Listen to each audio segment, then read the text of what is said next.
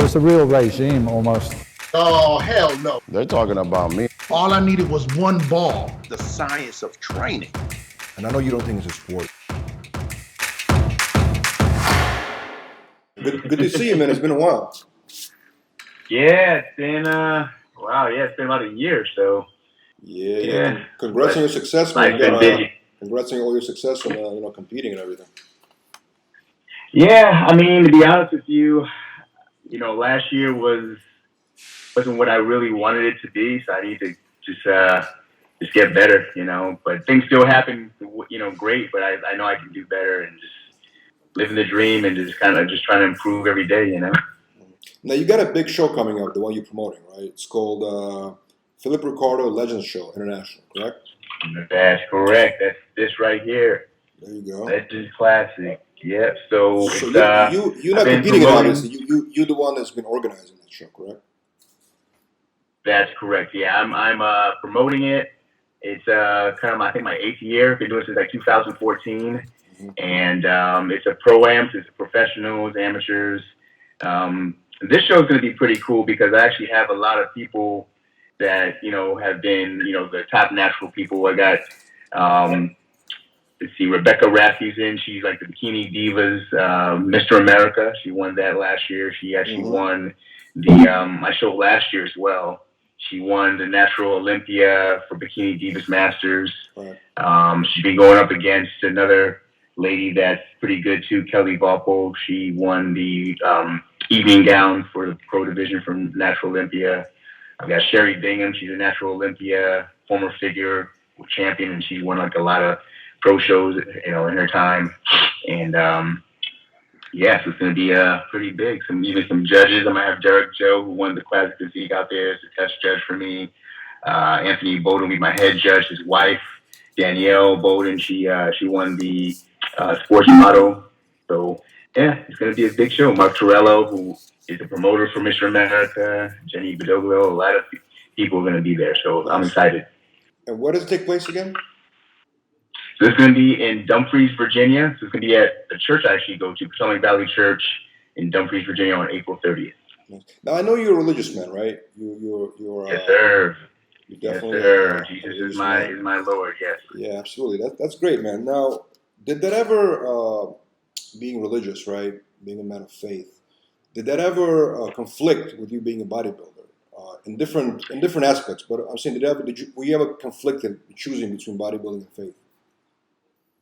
Yeah, it's always going to be a conflict because I think our sinful nature, my sinful nature, especially built up from all the years younger, being a Marine and just doing all the things, every sin you can commit, whether it's drinking, adultery.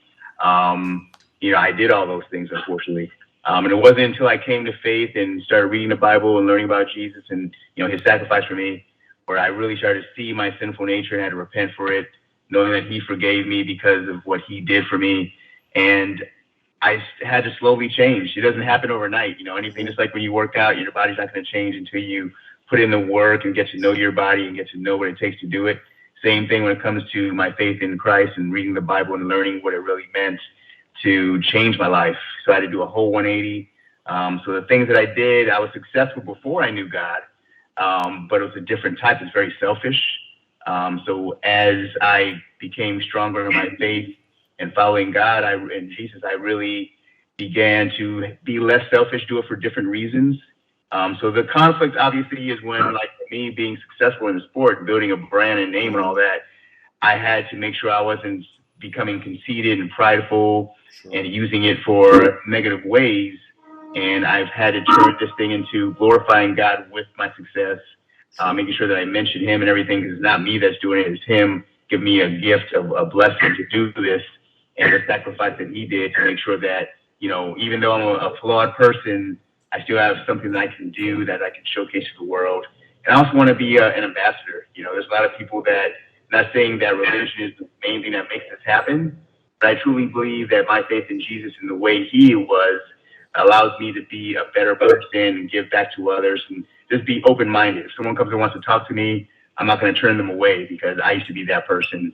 And I know that I want to be someone that's showing love to every single person I come in contact with. No, absolutely, man. A lot of people that are going to watch this, kind of like amateur bodybuilders, they want to become professional. How does one become, and especially naturally, right? How do you become a professional competing naturally? What's the route to take? I know you with PNBA, right? Like, how do people get into that organization? Right. So the main thing is you just got to find a show. The main thing I think for an amateur, if they want to aspire to become a pro, find a show that's a national qualifier and a pro qualifier. The INBA has a lot of shows where there's mainly amateur shows. It's the bigger shows like my show, the Team USA, Universal, of those shows. Obviously, you can have an amateur and a pro division.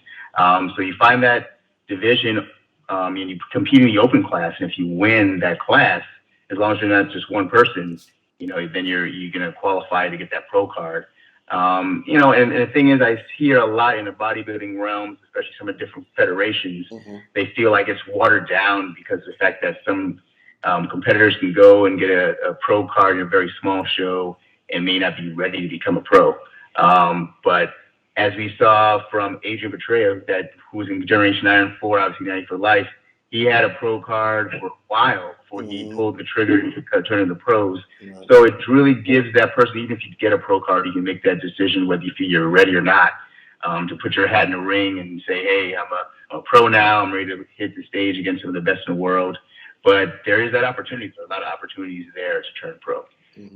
Is it how competitive is it getting a pro card in a PNBA in a natty? Yeah, it depends on the show. Like my show isn't a very large show, but we do have a lot of great competitors, natural bodybuilders and figure, bikini, etc., that come out to these shows. And to be honest with you, a lot of the ones that placed well and turned pro in my show went on to compete at either the Natural Universe and Natural Olympia and placed very well, top 5. Some have even won. So, I think we turn out a lot of great competitors. There's a lot of great talent out here on the East Coast. Obviously, the West Coast is where the majority of the INBA, PNBA shows are, some in the Midwest as well.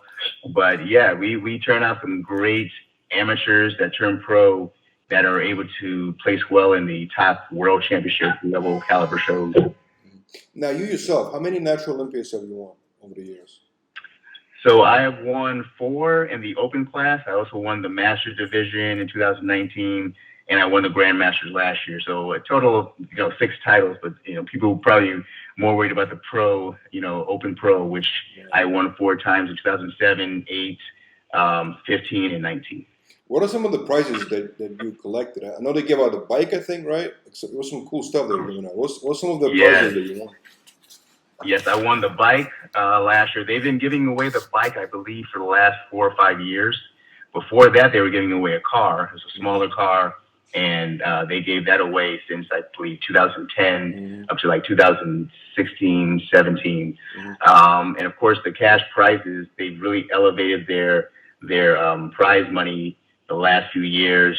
There's some divisions, depending on whichever pro division is the largest one, they get anywhere up to $10,000. When I won the Natural Olympia in 2019, I had actually won, $8,500, which is a pretty big prize, So I was definitely have won the most cash and prizes with the INBA, PNBA, along with, sponsorships and the opportunities to be, obviously, with Generation Iron, Iron Man Magazine, things like that. So, being a pro and being in this federation definitely has its privileges. Well, I know, it's always a challenge, of course, how to elevate it even more, right? I mean, I know you're saying that they're making improvements in the cash prizes, but the goal is to make it bigger and bigger, right? And that's, I guess, the challenge from not just from the athlete's perspective, but from everybody's. I mean, promoters are dealing with just as much, complicated issues by growing the league, you know what I mean? And, right now it's a turning point, I think, right? It has to be a situation where more people are interested in it. I totally agree. I mean, unfortunately, because there's so many different federations that are kind of taking away from each other, there's always that battle. And if you look at every federation, none of them are really giving as much cash and prizes as the INBA, PNBA, right. Yet it still isn't on the same par as the IFBB. So we're, like a 10th that fraction of what they're getting their, IFBB Olympia champions, where they're getting up to what, $400,000 for their, victories for the first place. It's like our winners of our shows are getting what the fifth place winners for their shows are getting, so, and I don't think that, not even that much. So it's still a challenge. It's still something that we need. We need more sponsors. We need more publicity, advertisement, notoriety to reach that level, even get close to it, and I just don't know what it's going to take. But, I think right now what you guys are doing, just showcasing the top natural athletes, that's a definite step in the right direction so that more people can see us, and hopefully we get the same respect as, the IFBB pros get. But it's still an uphill battle. Absolutely. What's interesting? I was talking to Kai Green, actually. He was competing in natural organizations before he moved to a different one. But he was telling me it's very fragmented and it's very cutthroat. We're talking about natty organizations, right? Like, obviously, PNBA is, they're the biggest ones, but there's a bunch of other ones, and it's very, very, like, it's almost like, they're trying to, like, bring each other down, and I think that's the problem. If there were at least camaraderie between them, or even like, allowing people to just work with each other, I feel like it'd be actually more helpful for the overall natural sport, to grow. And I think that's what's happening, Yeah, I totally agree. Kai Green is absolutely right. When I was actually starting my bodybuilding career, I knew Kai Green. He was in WNBF, another, good natural federation, which was at the same time, a separate one from the PNBA. He used to be in magazines. He's always a great poser that he is. I actually even was in the same show as him at the NPC Team Universe where he turned pro at. He probably doesn't even know that because I didn't place, obviously, like him winning the overall. But so when I saw him turn pro and then kind of this increase through the IFBB ranks, he knows what it's like to be on both sides, and he's seen how it's been, and probably the reason why he chose the IFBB. I mean, there's plenty of reasons for a lot of the guys that have gone, like Sean Clarita, et cetera. But, at the end of the day, you have to really choose who you want to, make your family. And I chose to use the INBA, PNBA just because, I wanted to make sure I stayed firmly affiliated with, natural bodybuilding and drug testing, and making sure my health was another number one thing. Not saying anything against Kai, because I still think he's amazing what he does. And I know that he still has a love for natural bodybuilding as well, which is great. Lots of respect to him that he respects us as well. But it's only going to improve if somehow we can all come together. But sometimes it seems like getting farther and farther and farther apart.